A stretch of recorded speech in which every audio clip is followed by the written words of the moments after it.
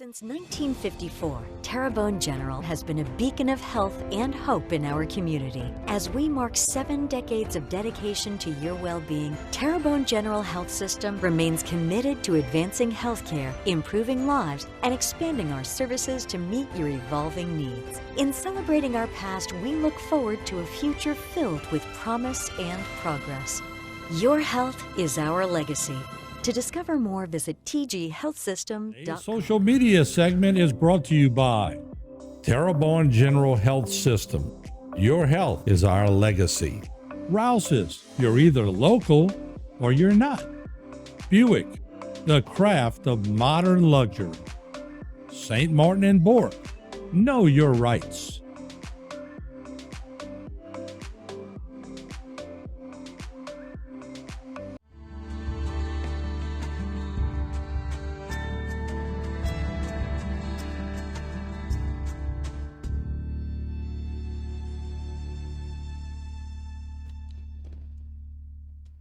All right, we're back. Whenever I hear that music, it just relaxes me. Good vibes, Tom. Yeah. All right, Debbie Cox-Denova, good to see you again. You as well. The melodious sound of the intro. All right, here's a good topic. Listening so people will speak. Mm-hmm. That's a paramount problem, right? Yeah, so big. Okay, so how does this connect to some of the most important things that we as human beings should be concerned about right now is that there's a lot, if you go out there, there's a lot of education on how to communicate out, how to step on stage and be a good orator, and you take classes in school, but what's not taught in school, unless it's higher education, I have some higher education in listening skills, is listening, reflexive listening, listening so that you can actually understand what someone is saying. And how that plays out in society is that when you see it, you're an observer of people, right? When you go out into a restaurant and you look around, what you're watching people do in communication oftentimes is trade anecdotes, wait for their turn to talk, share their story back and forth, right? And there isn't actually any listening that's happening. What can happen as a result of that, especially in our distracted culture, is that people can have a lot of people around them, be surrounded by people and feel quite lonely because no one is actually even understanding or attempting to understand where we're coming from. So what happens when you find somebody who is a good listener, which is rare these days, is that there's something more enchanting about them. There's something more likable about them. We talked about how the most popular people are those who like the most people. How do you convey that you like someone? It's about actually connecting with them, creating this experience of I'm interested in what you have to say, and actually being able to communicate that to them. When you have someone who's doing that for you, automatically there's a likability factor that increases, there's a memorability factor that increases, and that person just has a higher reputation with you. So I want to talk about listening skills today. And first we need to talk about, and I'm going to read through a list of some of the common blocks that are standing in the way of good listening. And so at home, I want you to actually start making note for yourself in an honest way of where you could actually clear some of these blocks, where you could use a little bit of more work. And they fall into 2 separate categories, okay? There's focus and filter. So these are the obstacles. They fall into focus and filter. First, focus, I don't probably have to talk a lot about. We live in a very distractible, time in history.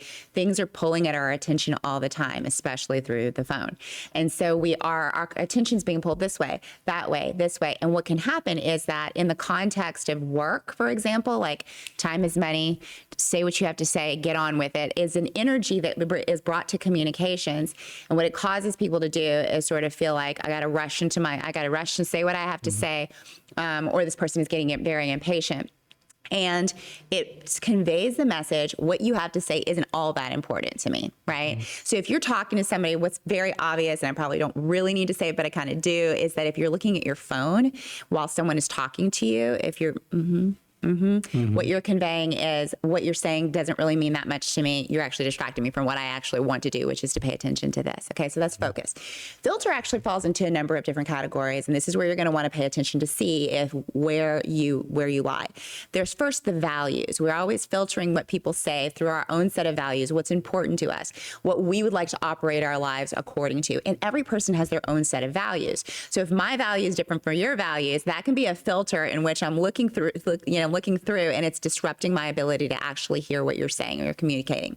Number 2 is culture. And culture really is sort of the observed behavior of a group or a way of being in a group or even a person. So there can be a personal culture and then there can be a community culture, right? We talked about negging before. In some cultures, it's really common to connect by putting each other down. And everybody knows that the context is this is our culture, right? So it really is important. If that's not your culture and you're sitting in a room full of people who are just making fun of each other, you might feel real uncomfortable. And that filter can keep you from actually understanding. If it's fun in a fun way, jokey ones, which all my friends do. Yeah. But if it's serious, I'm out of there. Right, exactly. And so some people can mistake a fun kind of nagging for seriousness if they're not in that culture, right? Number 3 is language. And language is not about just your, the spoken language of your nationality. Language can also be very, very colloquial, kind of like you're in for example, if you're here from Southern Louisiana and we say who dat, that has a specific meaning for us, which if you go to New York, somebody might be like, what are you talking about, right? Yeah. Like if you're saying, he's a couillon. Nobody in the North is going to know what you're talking about, but that language is familiar to us, right? So that can actually be a filter. The next one is attitude. This is a big one. We come to our communications with our own attitudes, right? Is this wrong or is this right? Is this good or is this bad? Do I agree or do I disagree? And we come to the conversation with this specific attitude, which filters what we're hearing from them through instead of having this clean space of actually wanting to understand what they're saying. And then the 5th one is intention. So what is the outcome that you're trying to achieve in the communication? That always comes across. If you've already seen somebody as a talker and you're like, man, I need to like make this short. If you come in with that intention, it's oftentimes it's translated to them, right? But if it's not, it still is going to impact the ability to understand where they're coming from, because inside your head, you might be like, okay, all right, wrap it up, right? That kind of thing. All right, so those 5 things, filters, are usually where we fall into problems with actually listening well to the other person. So be honest with yourself at home. Where can I use some improvement? And then we can talk about how the actual ways that good listeners show up in a way that makes people like them, trust them, and connect to them. You ever saw that Comcast commercial where the 2 turtles are sitting there and the male turtle's just being real quiet and the female just, and then he looks at the camera and goes, we got a real talker here. Yeah, I've seen that. That made me laugh so much. Exactly. And I want to ask you a question when we come back from the break, because there's certain groups that I love to be around. There's others that when it starts, I just go find another place to be. Yeah. All right, we'll take a break. We'll be right back. Don't go away.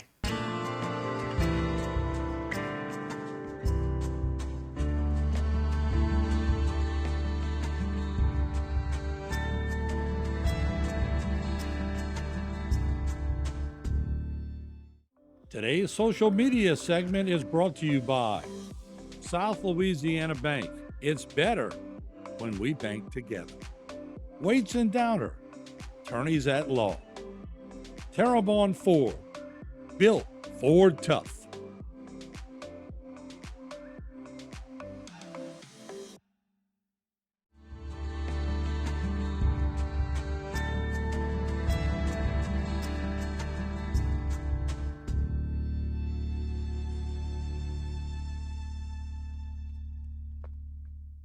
All right, we're back. We're talking about listening so people will speak. All right.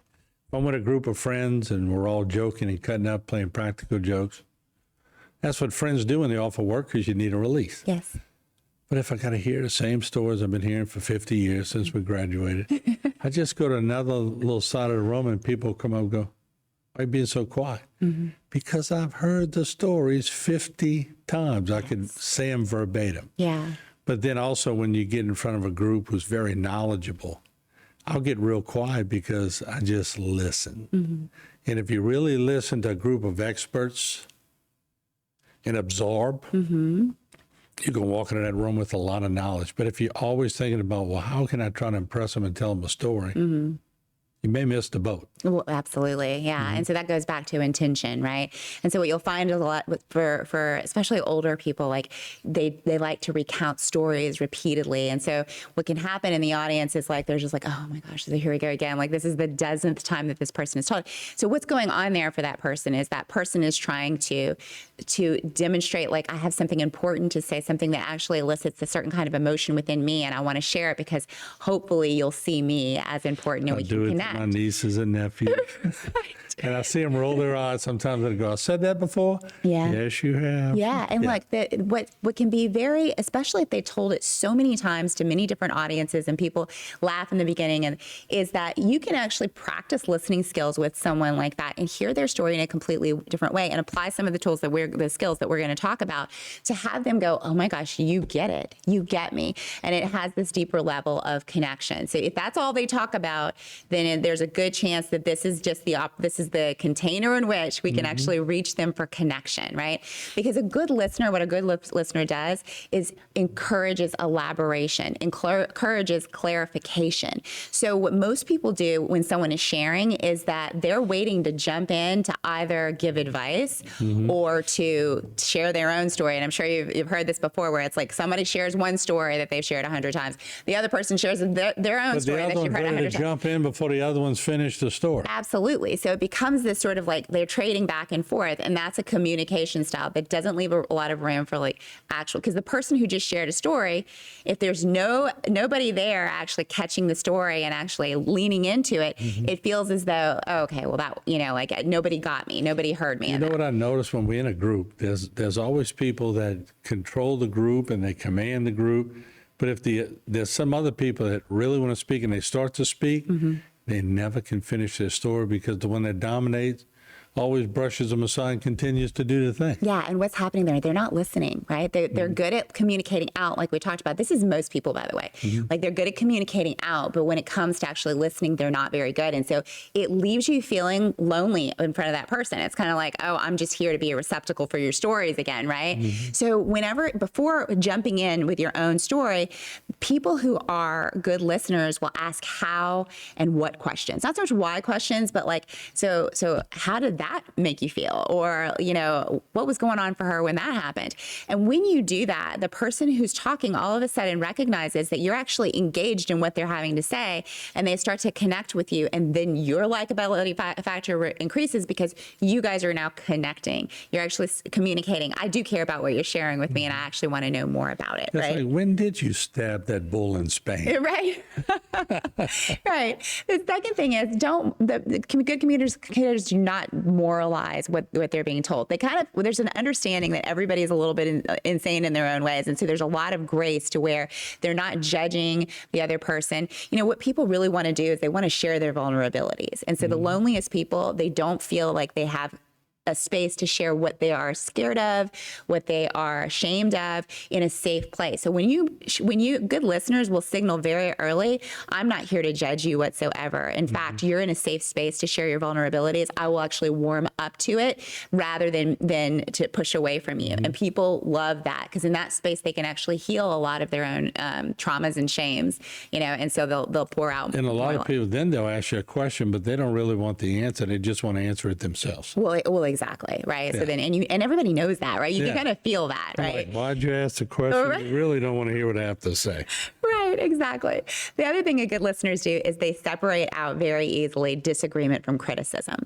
So a lot of people have convoluted that if you don't agree with me, then that's an attack on me as a person, right? Good listeners will signal quite early that you and I can disagree, and it's not going to make any impact on my likability for you. I'm giving you grace to have your own perspective, and I have my own perspective, and I might not be right, you might be right, or vice versa, but either way, we're allowed to have it doesn't have to be an enmeshed conversation, and you have that space to disagree. By the way, just so the audience knows, I've had so many conversations with you. You have great listening skills. Oh, thank you very much. You're a great communicator, but you do have great listening skills. And you as well. And I mean, this is what you do. In some areas, I got to improve in others. And I think that's for all of us. I really think that is for all of us. So this is, again, and something I've always talked about is that, I have actual higher education in listening skills. So this is what I'm applying in the work that I do. But I do believe this is something that we should be teaching everybody from the ground floor so that we can actually connect to each other. They got to want to learn. Yeah. Oh, yeah. The other thing is that we use, that good listeners use minimal encouragers.